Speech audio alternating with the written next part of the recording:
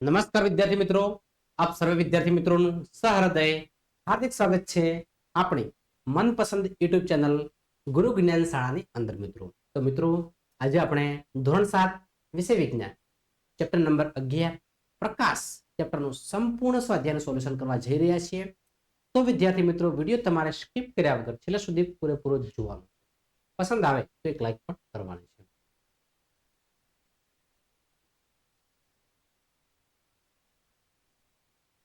જે પ્રતિબિંબને પડદા પર મેળવી શકાતું નથી તેને શું કહેવાય? તો એ પ્રતિબિંબને મિત્રો આભાસી પ્રતિબિંબ કહેવાય. શું કહેવાય? આભાસી પ્રતિબિંબ.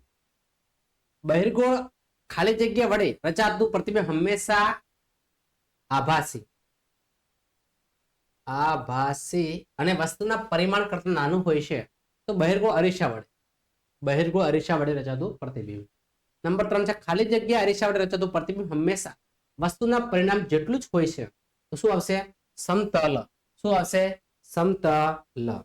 પ્રશ્ન નંબર 4 છે જે પ્રતિબિંબને પડદા પર મેળવી શકાય છે તેને ખાલી જગ્યા કહેવાય. તો શું કહેવાય? વાસ્તવિક કહેવાય. શું કહેવાય?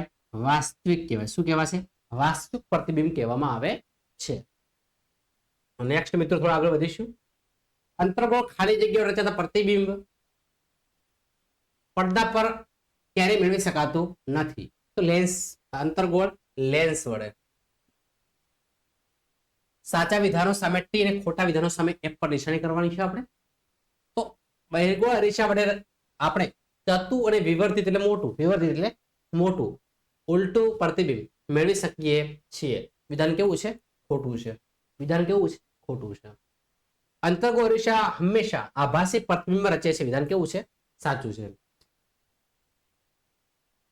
નંબર 3 છે અંતર્ગોળ અરીસા વડે આપણે વાસ્તવિક અને વિવર્તિત ઉલટું પ્રતિબિંબ મેળવી શકીએ છીએ. વિધાન કેવું છે? સાચું છે. નંબર 4 છે વાસ્તવિક પ્રતિબિંબ પડદા પર મેળવી શકાતું નથી. વિધાન કેવું છે? ખોટું છે.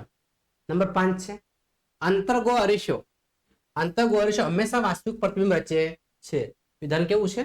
ખોટું છે. તો થોડું આગળ વધીશું.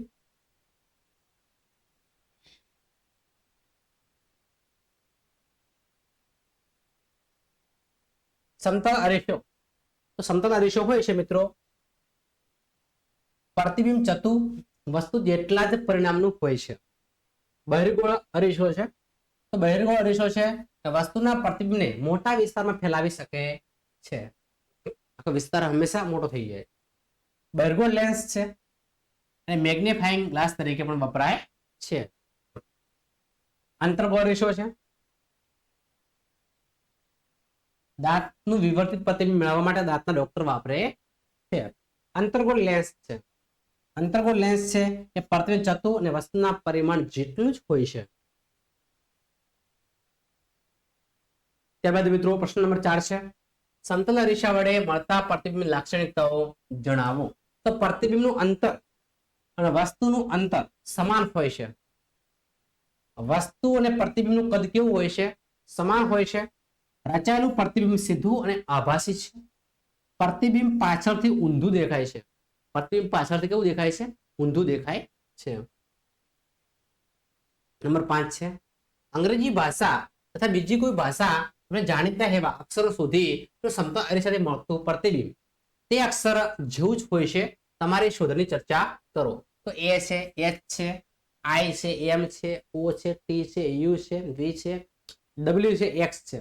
આ બધા મૂળાક્ષરો સમતલ અરીસામાં બરાબર અક્ષરની જેમ જ છબીઓ બનાવે છે. કારણ કે આ મૂળાક્ષરો આડી કે ઊભી સમપ્રમાણતા ધરાવે છે. નંબર 6 છે આભાસી પ્રતિબિંબ એટલે શું? એવી એક પરિસ્થિતિ જણાવો જેમાં આભાસી પ્રતિબિંબ રચાતું હોય. જે ઇમેજ પડદા પર મેળવી શકાતું નથી તેને આપણે આભાસી પ્રતિબિંબ કહેવાય છે. જે પ્રતિબિંબ પડદા પર મેળવી ન શકાય, આભાસ થયો છે એવું લાગી રહ્યું છે. સમતલ અરીસા દ્વારા રચાતું પ્રતિબિંબ આભાસી હોય છે. સમતલ અરીસા રચાતું પ્રતિબિંબ હંમેશા કેવું છે? આપણે આભાસ થાય, પડદા પર મેળવી શકાય નહીં. બહિર્ગોળ લેન્સ અને અંતર્ગોળ લેન્સ વચ્ચે રહેલા બે તફાવતો આપો. બહિર્ગોળ લેન્સ અને અંતર્ગોળ લેન્સ. બહિર્ગોળ લેન્સ તેને કિનારીવાળા ભાગ કરતા વચ્ચેનો ભાગ જાડો હોય છે. વચ્ચેનો ભાગ કેવો હોય છે? જાડો હોય છે. અંતર્ગોળ લેન્સમાં શું હોય છે? કિનારીવાળા ભાગ કરતા વચ્ચેનો ભાગ કેવો હોય છે? પાતળો હોય છે. બહિર્ગોળ લેન્સ વડે વસ્તુનું મોટું પ્રતિબિંબ મેળવી શકાય છે. અંતર્ગોળ લેન્સ વડે વસ્તુનું મોટું પ્રતિબિંબ મેળવી શકાય છે. તેના વડે વાસ્તવિક અને આભાસી એમ બંને પ્રકારના પ્રતિબિંબ મેળવી શકાય છે. આ મોટું નહીં આવશે, પણ કેવું આવશે મિત્રો? નાનું પ્રતિબિંબ આવશે. કેવું આવશે? નાનું પ્રતિબિંબ મેળવી શકાય છે. તેના વડે વાસ્તવિક અને આભાસી એમ બંને પ્રકારના પ્રતિબિંબ મેળવી શકાય છે. તેના વડે ફક્ત આભાસી પ્રતિબિંબ જ મેળવી શકાય છે. બહિર્ગોળ અરીસા તથા અંતર્ગોળ અરીસા બંને માટે એક એક ઉપયોગો જણાવો. કાર કે સ્કૂટરની હેડલાઇટ અંતર્ગોળ અરીસાનો ઉપયોગ થાય છે. બહિર્ગોળ અરીસાનો ઉપયોગ વાહનોમાં સાઇડ વ્યૂ અરીસા તરીકે પણ થાય છે. કયા પ્રકારનો અરીસો વાસ્તવિક પ્રતિબિંબ આપી શકે છે? તો કયો આવશે? અંતર્ગોળ અરીસો આવશે. કયો અરીસો આવશે? અંતર્ગોળ અરીસો. કયા પ્રકારનો લેન્સ હંમેશા આભાસી પ્રતિબિંબ જ આપી શકે છે? તો શું આવશે? અંતર્ગોળ લેન્સ. કયા પ્રકારનો લેન્સ હંમેશા આભાસી પ્રતિબિંબ જ આપી શકે છે? તો શું આવશે? અંતર્ગોળ લેન્સ. પ્રશ્ન નંબર 11 નો સાચો વિકલ્પ પસંદ કરો. નંબર 11 છે વસ્તુના પરિણામ કરતા મોટું આભાસી પ્રતિબિંબ વધુ મળે છે. શામાં મળશે મિત્રો? અંતર્ગોળ અરીસામાં. શામાં મળશે? અંતર્ગોળ અરીસાની અંદર મિત્રો. ડેવિડ સમતલ અરીસામાં તેનું પ્રતિબિંબ નિહાળે છે. તેનું પ્રતિબિંબ તથા તેની વચ્ચેનું અંતર 4 મીટર છે.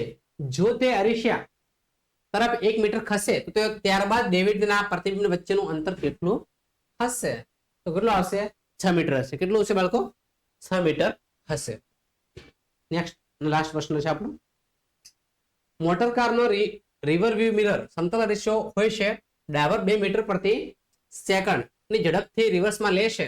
ડ્રાઈવર તેના રિવર વ્યૂ મિરર કારના પાછળ ઉભેલી ટ્રક જુએ છે. જો ડ્રાઈવર ટ્રકનું પ્રતિબિંબ ખાલી જગ્યાએ ઝડપથી તેના તરફ આવતું જણાશે. બરાબર છે? 2 મીટર તો 4 મીટર પ્રતિ સેકન્ડ ડબલ આવશે. 4 મીટર પ્રતિ સેકન્ડ. બરાબર છે વિદ્યાર્થી મિત્રો? આ છે આપણો આજનો વિડીયો. વિદ્યાર્થી મિત્રો, વિડીયો તમને પસંદ આવ્યો તો વિડીયોને અચૂક લાઈક કરજો.